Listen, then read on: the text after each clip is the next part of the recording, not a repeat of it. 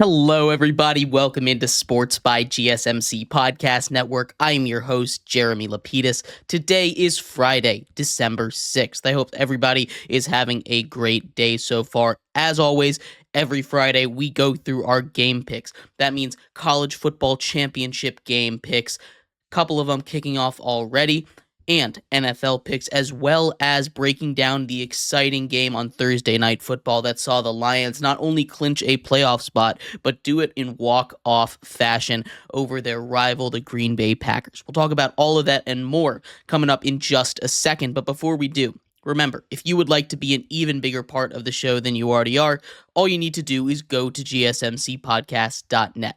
Or if you are on YouTube, you can use that super chat feature. If you do either of those two things, a message should pop up on the bottom of the screen for you, me, and everybody else around the world to see. If you do have a burning question about sports, anything at all that you would like to ask, go ahead and throw that in the comments. Throw it in the chat. I will get to it as soon as I possibly can. I appreciate everybody so much for sticking around, talking some sports with me here on a beautiful Friday, December 6th. But we're going to start off our show here today talking about the actions from last night before we get into some game picks. So we're going to talk about Thursday Night Football. What a wild Thursday Night Football game that was. On what could have been the best game of the entire week, it really delivered. We talked about a game that was going to be a shootout, and especially in that second half when the Packers offense finally figured it out, this game was back and forth all night long. Now, we're going to start off in that first half, right? In that first half, the Packers finished with 104 yards of total offense. That is not good. And we've seen this from the Packers in the past where they've gotten shut down. And more importantly, I think this says something about the Lions. The Lions are arguably the best team in all of football, right? I don't think anybody is going to look at you funny if you say the Lions are at least a top 3 team in the NFL, right? But that second half, especially defensively, is very troublesome, right? The Packers get 14 points in just about 3 minutes of action in that third quarter. Obviously, some of that is helped out by there being an interception at around the 30-yard line that Jared Goff throws, but still, they're able to turn it on, and the giving up that much in the run game, especially 3 touchdowns to Josh Jacobs, who has been an absolute machine over the last month of football. 8 touchdowns in the last 4 games, putting him in some rare company. He has 2 3-touchdown games over that stretch. 1 touchdown, 3 touchdown, 1 touchdown, 3 touchdown. He has been absolutely huge for the Packers, and they stayed in that game. Now, obviously, this came down to a gutsy 4th down call by Dan Campbell. In field goal range, tie game, just about 40 seconds remaining, 4th and inches after you had just gotten stood up on 3rd and inches the previous play. Dan Campbell says, "I trust my guys." He goes right back to it, and I think that was the right decision.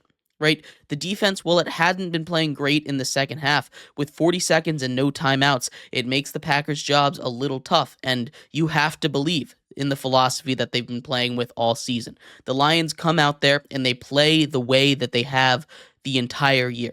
Going forward on 4th down is just part of their identity at this point, and that was a wild play, right? Jared Goff takes the snap, gets his foot stepped on, and falls down.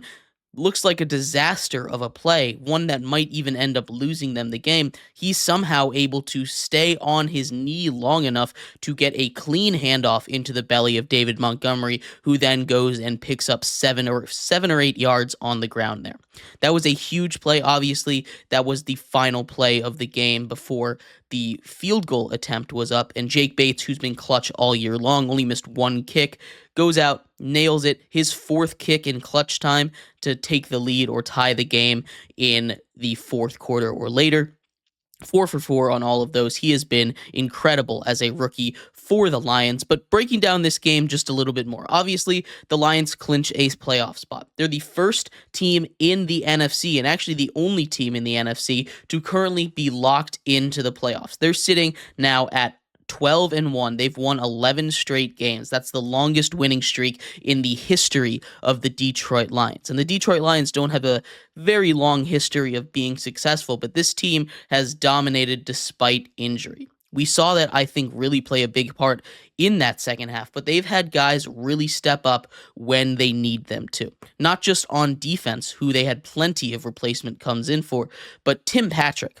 How about Tim Patrick? The story of Tim Patrick has been awesome. It's one that I've been following basically all season. He gets cut by the Broncos after the preseason ends, didn't make it to the opening day roster, picked up by the Lions to join the practice squad, and he's been getting more and more time. With the Jameson Williams suspension, he took a lot of time, got really incorporated more into that offense, and we saw it really pay off today. 6 catches, 43 yards on 7 targets, and most importantly, 2 touchdowns, 2 big touchdowns for Tim Patrick, a guy that really has had his career derailed by injuries. You remember his time in Denver. He was coming up. He was going to be part of that stacked receiving core that Russell Wilson was going to work with back in 2021 when he first came over. He goes down. Season-ending injury in the preseason.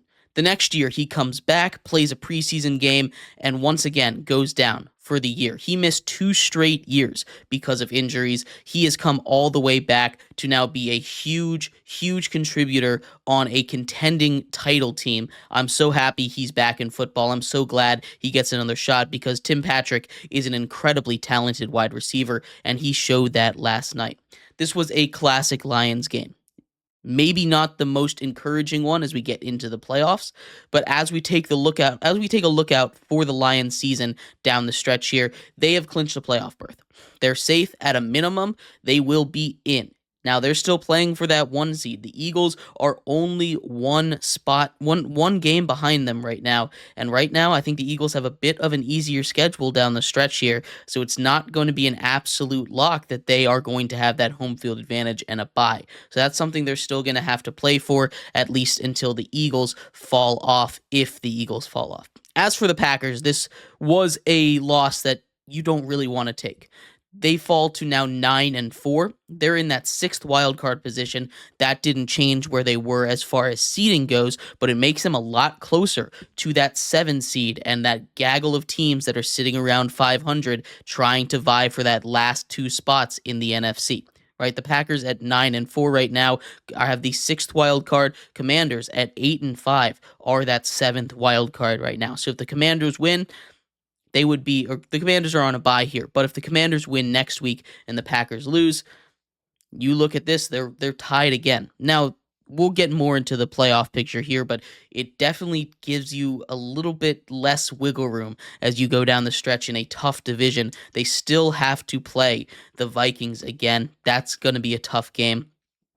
Always going up against division rivals is never easy. But we did see some good out of the Packers. Again, the defense, especially early in the game against the run, was incredibly impressive. Really all day long against the run. There were very few big runs that were broken out by the Lions. They just kind of chipped away at the defense through the run, picking up, 3 yards, then 6 yards. I think the longest run of the day was a blown up play by the Packers. It was a Jahmyr Gibbs run up the sideline. The Packers got in, basically sacked Jared Goff while he was handing off the ball. That could have been blown up for -5 yards. Instead, he takes care of the hole that the defender who now tackled Jared Goff left open, turns it into about a 20-yard run. Outside of that, there was 1 or 2 10-plus yarders, but they kept pretty much everything contained. So that's a good look for the Packers. I'd like to see them get more consistent with their offensive weapons and who they use, and I know the Packers have about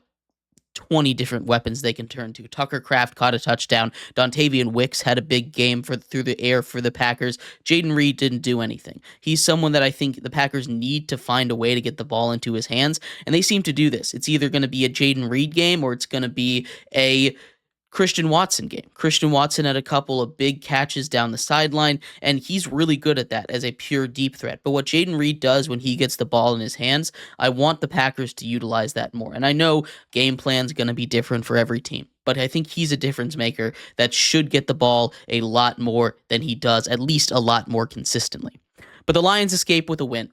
34-31 walk-off fashion. It was a great game on Thursday night and could even be the best one of the week.